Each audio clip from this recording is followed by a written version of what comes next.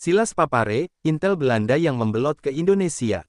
Pada 1935, Silas Papare lulus dari sekolah juru rawat. Ia langsung menerapkan ilmunya untuk mengobati para korban malaria yang kala itu merajalela di kampung halamannya, Serui.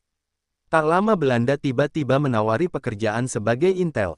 Silas dikenal berprestasi karena dianggap berhasil ketika membantu sekutu melawan Jepang dalam pemberontakan di Biak dan Yapen Waropen sekitar 1942. Akan tetapi, perlawanan-perlawanan itu gagal. Akhirnya ia menggaet sekutu. Kerja sama itu untuk pertama kalinya terjalin pada April tahun 1944 ketika pasukan sekutu di bawah komando Jenderal Douglas MacArthur berhasil menyerang basis kekuatan Jepang, Hollandia, kini disebut Jayapura. Setelah Jepang hengkang, datanglah Netherlands Indies Civil Administration atau NICA yang mengambil alih Papua. Di bawah pimpinan Van Icot, NICA berupaya membenahi tata pemerintahan di Papua. Salah satu kebijakannya ialah membangun kursus Pamong Praja di Kampung Harapan, Hollandia, dan menunjuk Sugoro Atmoprasojo sebagai pimpinan kursus pada akhir 1945. Sekolah Pamong Praja yang semula bertujuan mencetak administrator berubah menjadi tempat persemaian ideologi nasionalisme Indonesia. Kelak, para pesertanya seperti Silas Papare, Frans Kaisepo, Martin Inde, dan lain sebagainya terpengaruh oleh nasionalisme Indonesia.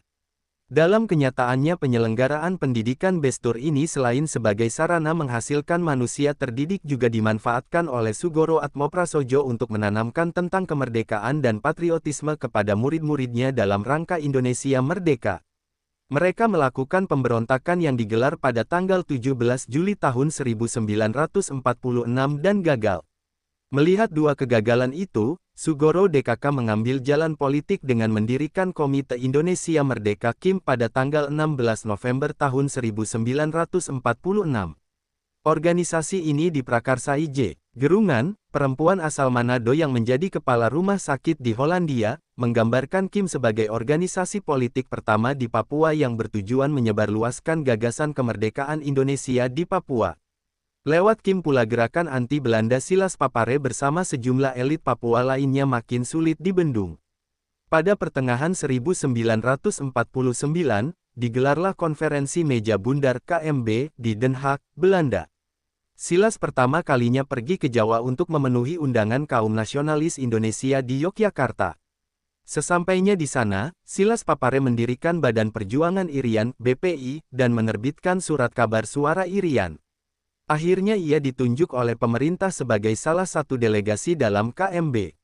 Selama berbulan-bulan berdiskusi, pembicaraan mengenai Papua selalu alot. Sampai akhirnya, United Nations Commission for Indonesia (UNCI) memberi jalan tengah. Indonesia dan Belanda akan membahas masalah Papua 1 tahun ke depan. KMB pun akhirnya disepakati. Kesepakatan KMB memunculkan dua problem pelik, yakni Belanda yang ingin bertahan di Papua dan masalah pembayaran hutang Hindia Belanda yang ditanggung Republik Indonesia Serikat RIS. Silas kecewa. Ia menilai hasil KMB hanya membuat nasib Papua terkatung-katung.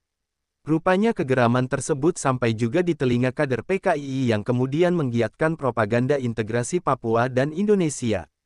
Sepulangnya dari Belanda, ia menjadi anggota Komisi Indonesia 1950 yang bertujuan menyelidiki aspirasi politik penduduk Papua tentang masa depan wilayah mereka. Pada 1953, ia menjabat komisaris pada Biro Irian yang didirikan untuk membawa Papua ke Indonesia. 4 tahun berselang, ia mendirikan Provinsi Irian Barat di Jakarta 1957 untuk mengimbangi pemerintahan Belanda di Papua. Setahun setelah berlangsung operasi, Indonesia dan Belanda menekan New York Agreement pada 1962. Perjanjian ini memungkinkan Indonesia masuk ke Papua dan mendirikan pemerintahan yang kelak dikukuhkan lagi oleh PPRA pada 1969, sebuah referendum yang hingga kini dipandang bermasalah dan terus diperdebatkan. Silas Papare meninggal dunia pada tanggal 7 Maret tahun 1973, tepat hari ini 48 tahun lalu. Pada tanggal 16 September